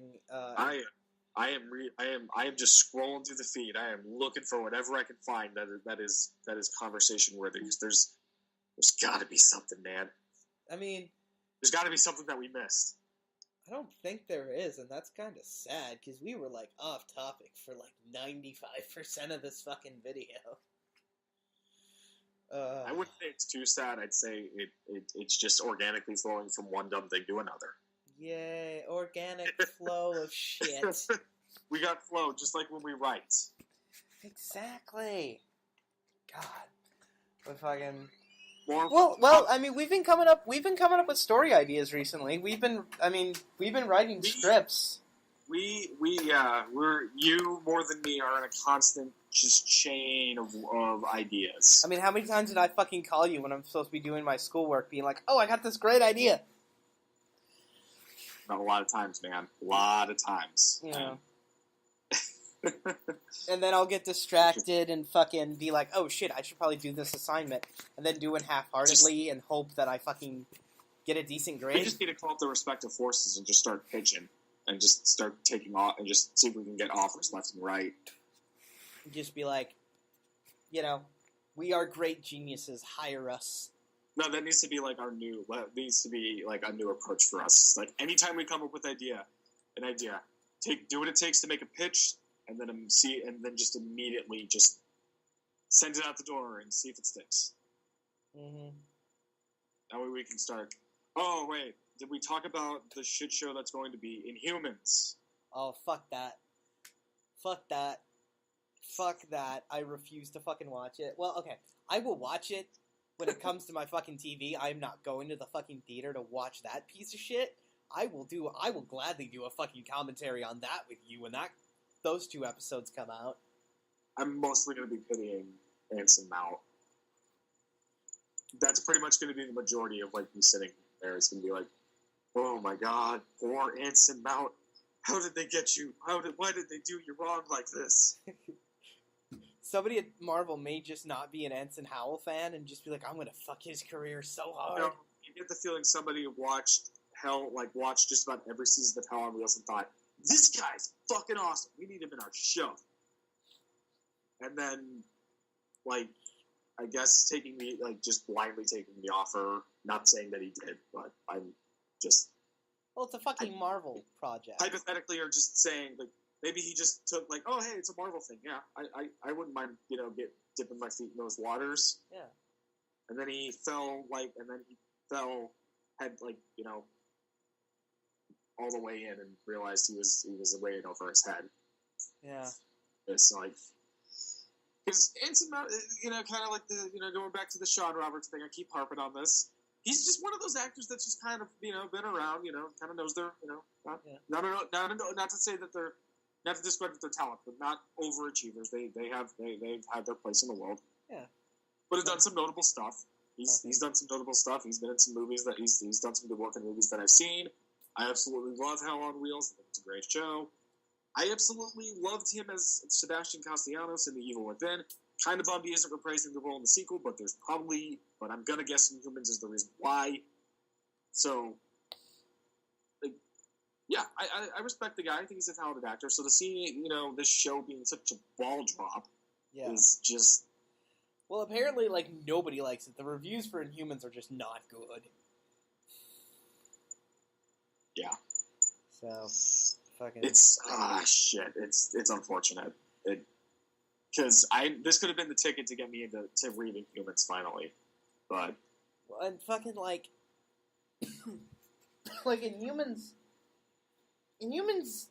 Was there supposed to be an Inhumans movie at some point? Wasn't that... There was, but, right around the time they were, I think it was, Phase 3, they were they were developing an Inhumans movie, and that was still right around the rocky time. Like people, like Vin Diesel was also attached to that project before Guardians, and he was, got wrapped up in that or something. Is he still going to do this movie?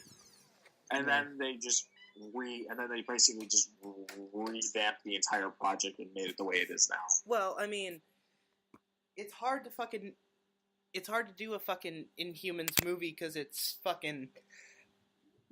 basically Game of Thrones in space. Pretty much, from what I understand. Yeah, well, I mean, I haven't read a lot of the Inhumans, so I don't know, but fucking I think at some point I'll probably sit down and watch it and see just how bad it turns out, and yeah, we'll see. Next, how about some good news? Joss Whedon got a writer credit on Justice League. Oh, okay, I'm not surprised. So in light of in light of the shit show that the controversy that we mentioned, I think like the other week, like the week before, some good news came out, and hey, again, not to say that the controversy surrounding him were true, right? I was doing a poor attempt at humor, kind of poking a bit of fun to in the heat of the moment, but yeah, still a controversy, still a touchy subject. But in light of all that BS, that most likely isn't true. We don't know. It's controversial, so we don't know. But hey, this is good news. I mean, he's getting his dues for contributing to what's going to hopefully be a good movie. Well, it's hopefully going to be a great movie. Yeah, I hope it's a great movie too. But yeah, like I said, it's just fucking,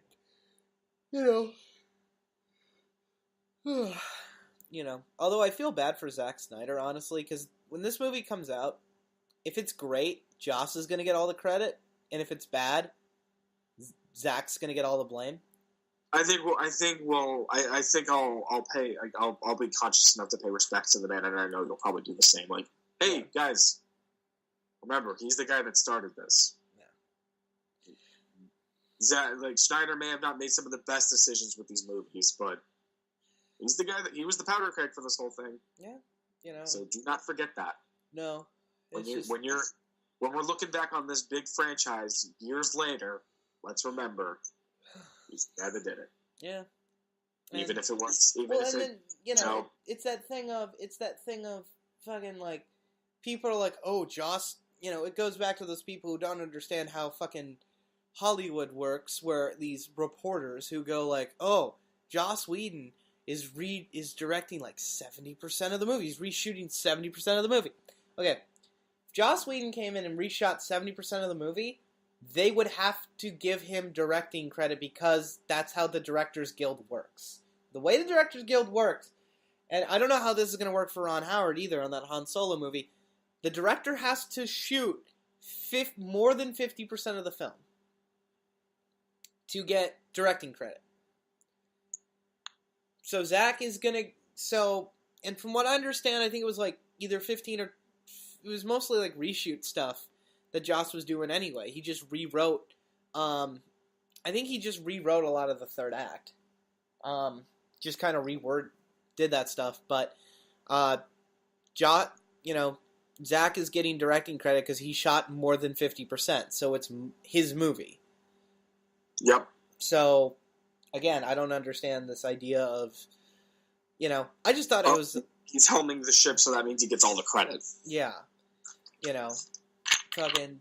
And good, hey, if Joss, if Joss wrote a good portion of the movie, he should get a writer's credit. That's how I feel about it. I feel that's fair. Yeah. If he Snyder gets directing credit, Joss gets the writing credit, that seems like a fair trade for what they've done. I think, let me look it up on IMDb. I love IMDb so much, because I can just look stuff up and seem smart. That much. I always just shoot straight to Wikipedia. I always go to IMDb. Okay, movie stuff, I go to Wikipedia. Okay. Well, this is what it is. Chris Terrio and Joss Whedon have writer credit, and then Zack Snyder has directing credit and story credit. Okay, that seems like a fair. Yeah. So. Because let's keep in mind that when Whedon technically took over directing duties, it was mostly just reshoots. Yeah. It was mostly just to redress some things that were before they, really got close to the final stages of production. Right. Well, and then Joss Whedon did bring on Danny Elfman to redo the score. Yes, he did. He did do that too. Which kind of, I guess, kind of bums me out a little bit because I really did kind of like the Hans Zimmer score that he did for the movies. Yeah. And then I thought the collaboration that he did with Junkie XL for Dawn of Justice was really awesome. Oh, I love that score. Yeah, it's so good. But every time I watch the movie, I get a little bit, kind of, entranced by the score while watching the film. Like, it kind of makes some of the eye rolling, cringy stuff in that film more easy to watch because the music's so good. Oh, the music's so good in that film. Especially the Batman scenes. Oh, I love his Batman score. So That's good. the stuff you nerdgasm at. So good. So good. Oh my god. But yeah. And I never got to talk about this, but one little thing in the Justice League panel when they did San Diego Comic-Con that I really, really liked was Ray Fisher wore a shirt that said I Heart ZS for I Heart Zack Snyder. Oh, he did. That was nice of him. I thought that was nice. That was cute. That was sweet. And because I know it's been a while, but we still need to give Snyder some love. You know, the guy needs it. Yeah. Hell, when I fucking go and see Justice League, that's gonna be what I tweet out. I'm just gonna be like, "Hey, great job, Zach. Thanks." I probably might do the same thing. I'm just gonna write. Yeah, post movie hour or two later, I'm just gonna write a lengthy post on Facebook giving my thoughts on the movie, while also pointing out like, hey, before we all got, let's pay extra super respect to Zack Snyder. Yeah.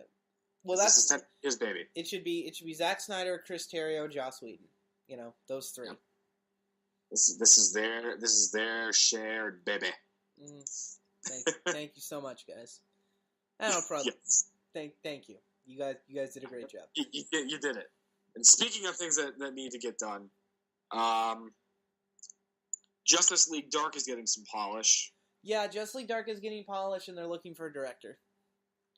Which, hey, Warner Brothers, we're over here. We're over here. Yeah. We would love to be the guys to make that movie, on top of being able to cast for the wonderful role of John Constantine. Yeah. We got two names in the pocket who would want to play this character, and I'm pretty sure it wouldn't take a genius to figure out who those people are, and which one I'd like more over the other.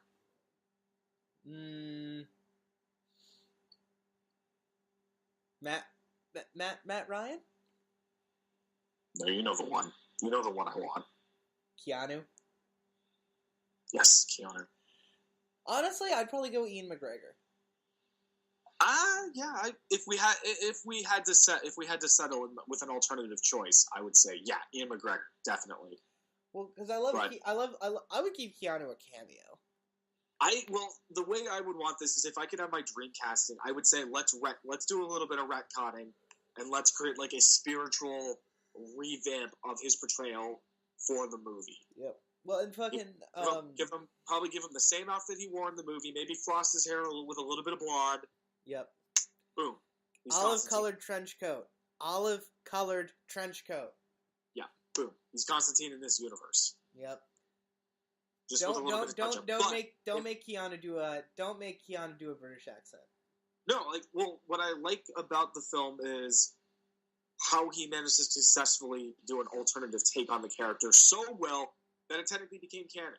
Yeah. As part of the multiverse. Mm-hmm.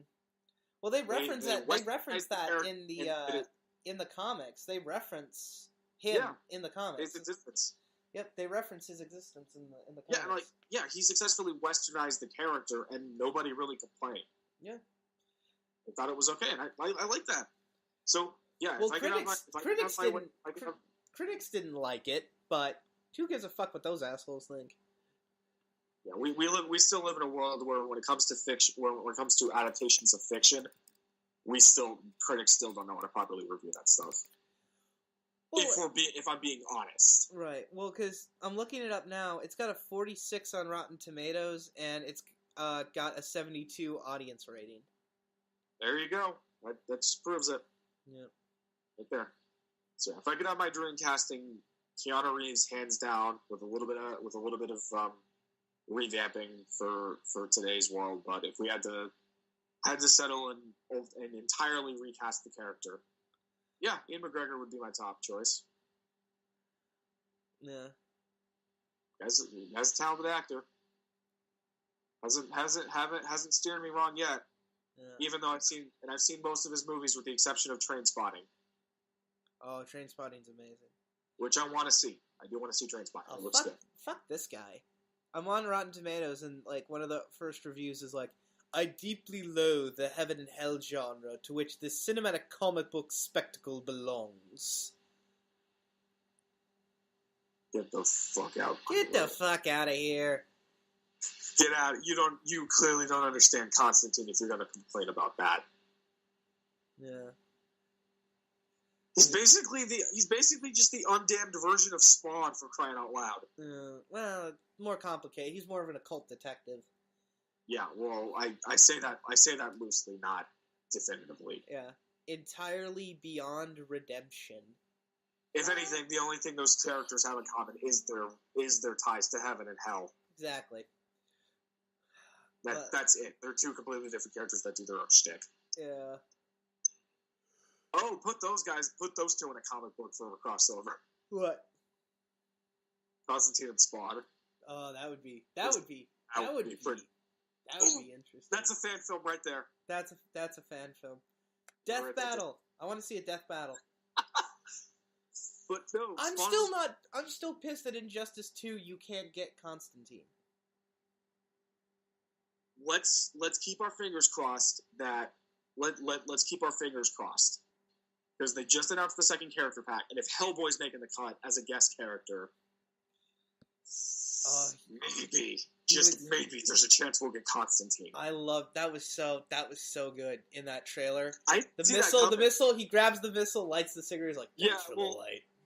Well, Ed Boon, being the clever man that he is, elaborately teased and trolled fans. Yeah. With the possibility that he would be in the game, and sure enough, he didn't mislead anybody. He was in the game. Well, and like, so I'm hoping that also opens the door that we might get Spawn. Because Spawn would be cool. If Hellboy's going to be in here, I would love to play as Spawn. But I already got my number one dream character with the Red Hood.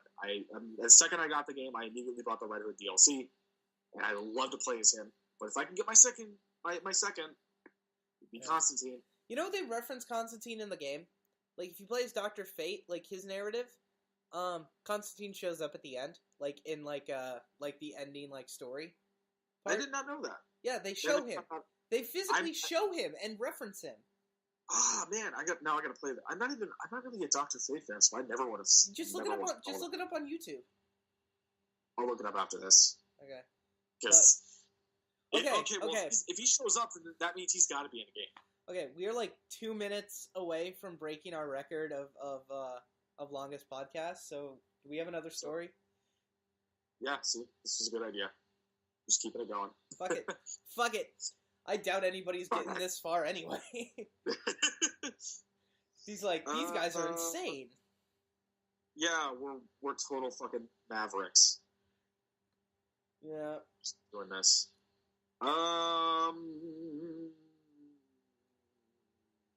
Does it matter that we technically have our first look at Ant-Man and the Wasp? Oh, I saw the Wasp costume. I'm disappointed because I like the one in the first movie better. Yeah, that about sums it up. Yeah, I mean, Evangeline Lilly's gonna do. Evangeline Lilly's gonna do great because she's Evangeline Lilly, but I like the first costume better. Yeah. And it's going to be interesting to see people's. It's going to be interesting to see how this film plays out because the first one had a lot of help from Edgar Wright. Because this is Peyton Reed without training wheels now. I mean, no offense to Peyton Reed, but this is him without training wheels now. Well, I'm getting the picture that it's basically going to be they're going to find a way to fuel it with the movies are so formulaic at this point. It's pretty much just going to be a checklist, and then okay, let's theme it around Ant-Man and the Wasp. Yeah. It's like modern takes on these classic characters. Check. Action. Entertaining, spectacle action. Check. Unnecessary amounts of humor to level things out and make things campy. Check. Yep. That's the big one. It's like, how do we keep these gritty, modernized superhero movies grounded and, family, the family can enjoy them. Have slightly unrealistic levels of humor. Yeah. That's one thing that always gets to me about these movies. Is like how they all try to be funny. Like, you can be clever and you can have the occasional joke, but you don't need to make your movies like partial comedies just to appease me. Yeah. It's just fucking like Captain America: Civil War is a great film, but there's just a tad bit too much clever dialogue that teeters on unrealistic. Well, for me, it's that thing of like, I don't know. I would just rather fucking like Dawn of Justice, as much of a lukewarm movie that it is, embraces the gritty, realistic modernness. Well, it was something. It tried to be something different, and I give it credit for that. Yes. Hell, Wonder Woman. Yeah, Wonder Woman. Like, I was mad because people were like, "Oh, Wonder Woman's good because it's a Marvel film." No, it's not a Marvel film. It's a DC film. It doesn't have the tone of a Marvel film. There are jokes, but Marvel didn't invent comic relief. It's perfect. It's got a balance of everything. Yeah. There's balance. Everything is in sync, and I love that. Marvel movies are just formulaic with a theme in every film. Yeah. But that's a complaint. That's a complaint. I'm just not gonna win. That's something that's just gonna be a lost cause. Right. Well, we're at. Are people still ticked off at James Cameron with saying that Wonder Woman was a step backwards? Considering the guy hasn't made a good movie since before 1997, I don't really care what his opinion is. Also considering the fact that he's the guy that's going to make another franchise of Terminator movies. Well, he's the guy. He's the guy who fucking said Terminator Genesis was great. We're talking about the guy who on video claimed that Genesis was a good film. I feel the franchise has been reinvigorated. And I'm like, fuck you. You could see the dollar signs just coming out of his mouth. Yeah. You could just see them just dropping out of there as he said every word. He was clearly paid off handsomely to praise this movie. Yeah. Terminator is not what it used to be, and it's never going to be good again. It's like, why the fuck do you think they're re-releasing 2 in theaters? And nobody went and saw it. Did you see that? Nobody went and saw it. Nobody went and saw it. I personally don't like to watch movies in 3D. My eyes just are not built for that, but wow, that's a shocker. Here's my thing. I own Terminator 2. I own the extended edition of Terminator 2. Why would I go to the theater to see Terminator 2 when I could stay at home and watch Terminator 2, the extended cut? Yeah. The only Terminator movie I've seen in theaters was I went and saw the first one in theaters because it was like a Tuesday and I was off work and I'm like, It's $5. I'll go and see Terminator in theaters. But, you know. Did you ever see that the footage from that like interactive attraction that they have at Universal Studios? I've been at that interactive the stage show? Yeah, the stage show. Yeah, I went there. I've been there. I thought that was pretty cool. Have you been to it? Because I've actually I just saw the footage from it. Oh, dude, like I it's saw recorded footage of the actual stage show, and then I saw the footage that they put on the screen, like the short that they put on. Oh, like, dude, I thought that was like really so fucking good. That stage show is amazing. Like I thought that was like, hey man, I really want to go and see this for real. Dude, if you would have stayed here, we could have gone and seen it. You're just gonna keep hanging that over me for years. Well, yeah. Until the day we move in together in Atlanta to really get down to business with our work. Yeah. So you're just gonna hang that over me. Exactly. And then I'm just gonna hang it over you like, you know, we would have been farther along had you not moved. Hey, at least you're not the guys that constantly give me shit for skipping school to go see a Die Hard marathon. Well, no, because Die Hard 1 through 4 are good. Well, yep. I just spent bringing it full circle. Bringing it full circle, man. Yeah, you guys got to be in school all day. I got to spend an entire day at a theater watching all 5 Die Hard movies back to back. It was a good day. Don't you mean all 4 Die Hard movies, and for some reason they slipped in a really bad movie starring Bruce Willis? Which one? Die Hard. Good Day to Die Hard. No, my joke was that like what bad movie or Bruce Willis are you talking about? This has made many. I missed the joke. I say it because I love you, Bruce. I'm a big fan of your work, but going back to like the Die Hard fan thing I said earlier, even I admit there are some movies they made that weren't good. Yeah, Hudson Hawk. It's kind of interesting what he's doing with his career nowadays. It's like he literally is just past the point of no return with I don't give any fucks anymore. I just don't. Yeah. I just don't give a fuck. Alright, well we're at an hour and 57 minutes. Yeah!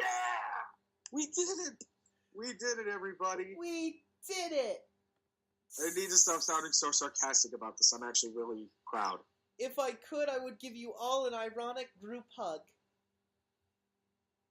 If we were Deadpool, they'd get that hug. Well, sadly, we cannot go through their computer screen.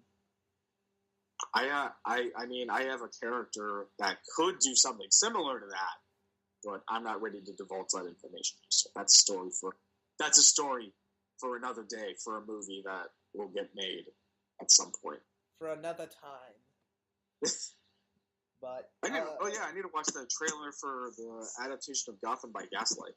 That's getting made. That movie looks fucking cheap as hell. Ah, does it? Damn. Fucking, I don't know. It looks cheap. Fucking, there's a part in it where Batman rides a motorcycle. What? I shit you not. I don't know if it's in the trailer or in the behind the scenes footage, but no, I am 100%. There was a part where Batman's riding a motorcycle. And what's the cast list for this movie? I don't fucking know. Let me look it up. Oh yeah, I'm gonna look this up. TimeDB. Because this is one of my favorite Batman stories. Oh, me too. I love Gotham by Gaslight. Yeah, it's up there with my top favorite Batman stories. I love the Victorian era. I actually am still super pissed to this day that THQ's pitch for a video game adaptation of this that got canceled. Yeah. Like I remember seeing the footage for this. And like, wait a second, there was going to be a game based like an adaptation of this as a video game, and like they just made a tech like an in-game tech demo. Like this is but yeah, they made a pitch. They made a video like an in-game pitch for this, but the job ultimately went to Rocksteady, so they had to can it. Like, you motherfuckers, you could have let them do both. Well, let both Well, apparently on IMDb, there's only one cast member listed, and it's Dexter's sister, played Selena Kyle. No, Jennifer Carpenter. She's gonna be Selena Kyle. Yep. Hey, she's great on Dexter. She was great on Dexter, and then after season 4, that show became shit. I'm not that far yet. So I don't know. What season are you on? I'm on the first season. It's been a while since I kind of got sidetracked with some other stuff. Right now, I'm in the middle of trying to finish Dexter and Breaking Bad. Those are like the two big shows I need to finish. Season 4 of Dexter's amazing. Yeah, I'm a fan of Jennifer Carpenter's work. I thought she's great on Dexter. I especially loved her as Julie Kidman in The Evil Within. Unlike Anson Mount, I hope she's actually reprising her role in the sequel. But because based on the footage, they were the gameplay footage that leaked online, it sounds like her, but it's hard to tell. Yeah. I guess until they reveal that information. Yeah, but we have crossed the 2-hour threshold. Do we want to keep going, or do we want to kind of stop?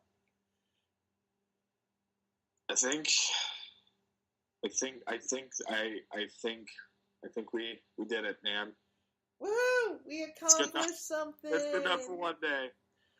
I have to right. watch shitty Gotham by Gaslight trailer because now you dumbed down my expectations. Okay, well, I'm gonna watch it with you. I'm gonna sync up my video YouTube. Hold on, just a second. Just do a fucking commentary on that, on that trailer. But all right, I've been Kyle. I'm James. All right, and if you like the video, if you made it this far, please subscribe, like, and share, and we will see you guys. Is that the first time you've said this? This for the end of the video? Yeah, I'm saving it for the end. First, we hit the double digits, so now that's the new standard. We're gonna ask. We're gonna ask. But we're gonna start asking. We're gonna start asking if you would do that. Would you kindly? Would you kindly there, Sonny, consider subscribing, liking, and sharing the video. Thank you. You have a wonderful day. We'll see you on the next video. You know the reference, right? Please tell me everyone knows the reference. All right. See you guys in the next video. Take it easy. Bye, guys. Say bye, James. Bye. All that jazz.